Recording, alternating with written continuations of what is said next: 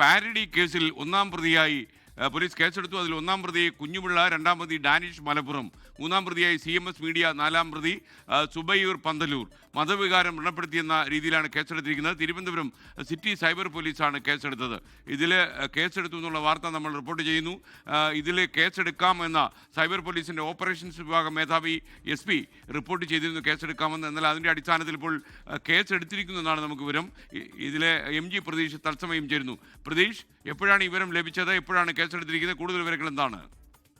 SKN അല്പസമയം മുമ്പാണ് Thiruvananthapuram cyber police ഈ പാരഡി ഗാനത്തിനെതിരെ കേസെടുത്തിരിക്കുന്നത്. 4 പ്രതികളാണ് ഇപ്പോൾ ഈ FIR-ലുള്ളത്. ഈ പാട്ട് എഴുതിയ ഈ ചാലപ്പുറം സ്വദേശി കുഞ്ഞബ്ദുള്ള, ഇത് ആലപിച്ച ദാനിഷ് മലപ്പുറം, ഒപ്പം ഇത് അപ്ലോഡ് ചെയ്ത CMS മീഡിയ, ഒപ്പം സുബൈർ പാന്തല്ലൂർ. ഈ 4 പേർക്കെതിരെയാണ് മതവികാരം വ്രണപ്പെടുത്തിയെന്ന കുറ്റത്തിന് കേസെടുത്തിരിക്കുന്നത്.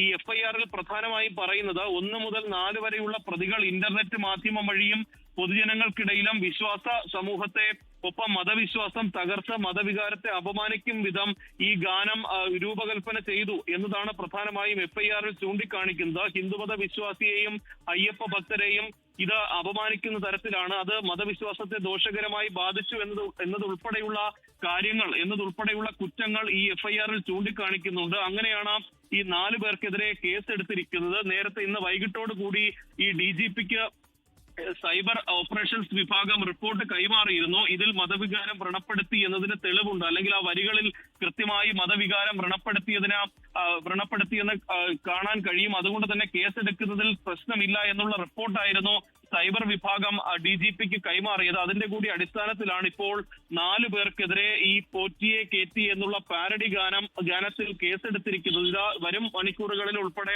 വലിയ വിവാദത്തിന് സാധ്യതയുണ്ട്. കാരണം UDF ഉൾപ്പെടെ ഇക്കാര്യത്തിൽ ഈ പരാതിയുമായി പോയതിനെതിരെ രംഗത്ത് വന്നിരുന്നു. പക്ഷേ CPM ഉൾപ്പെടെ ആ പരാതിക്കാരെ പിന്തുണയ്ക്കുന്ന സമീപനമാണ് തുടക്കം മുതൽ സ്വീകരിച്ചിരുന്നത്. അതുകൊണ്ട് തന്നെ ഇനി ഒരു രാഷ്ട്രീയ വിഷയമായി കൂടി ഈ പാരഡി ഗാനത്തിലെടുത്ത കേസ് മാറും. SKN പ്രതീഷ്, എന്തായാലും ഒരുപക്ഷെ ഈ തെരഞ്ഞെടുപ്പ് ചരിത്രത്തിൽ തന്നെ കേരളത്തിലെ ആദ്യ സംഭവമാണ് ഈ ഇലക്ഷൻ കാലത്ത് പാടിയ ഒരു പാട്ടിൻ്റെ അടിസ്ഥാനത്തിൽ ഒരു കേസ് വരുന്നത്. മാത്രമല്ല PC വിശ്വനാഥനെ പോലുള്ള ആളുകൾ ഇത് ഏറ്റവും വലിയ കോമഡിയായി മാറിയിട്ടുണ്ട് എന്ന രീതിയിലുള്ള പരിഹാസവും ചൊരിഞ്ഞു കഴിഞ്ഞു.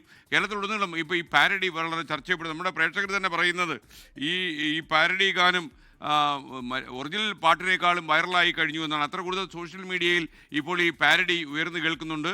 അപ്പോൾ ഈ ഒരു സാഹചര്യത്തിൽ ഇങ്ങനെ ഒരു കേസ് വരുമ്പോൾ അത് ജനങ്ങളിൽ ഉണ്ടാക്കുന്ന ഒരു പ്രതികരണം ഏത് രീതിയിലായിരിക്കുമെന്ന് നമ്മൾ ആലോചിക്കുന്നുണ്ടോ?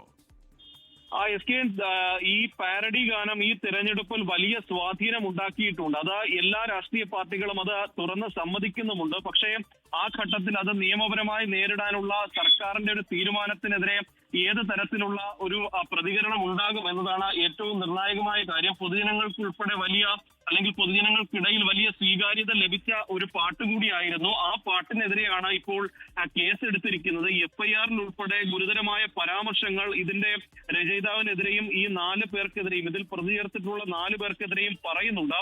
സമൂഹത്തിൽ മതവിശ്വാസം തകർത്ത് മതവികാരത്തെ അപമാനിക്കും വിധവും മതവികാരം പ്രചോദിപ്പിക്കണമെന്നും മതവിശ്വാസ സമൂഹത്തെ പരസ്പരം ഇളക്കി വിടണമെന്നും മനഃപൂർവമായ ഉദ്ദേശത്തോട് കൂടിയാണ് ഈ ഗാനം ഉണ്ടാക്കിയത് എന്നതാണ് FIR-ൽ പറയുന്നത്. ലോകത്തെവിടെയായാലും ഏത് സമയത്തും 24 വാർത്തകളും ഓഗ്മെന്റഡ് റിയാലിറ്റി പാക്കേജുകളും എക്സ്പ്ലെയിനറുകളും വിശദമായി കാണാൻ ഞങ്ങളുടെ YouTube ചാനൽ നിങ്ങൾക്ക് സബ്സ്ക്രൈബ് ചെയ്യാം.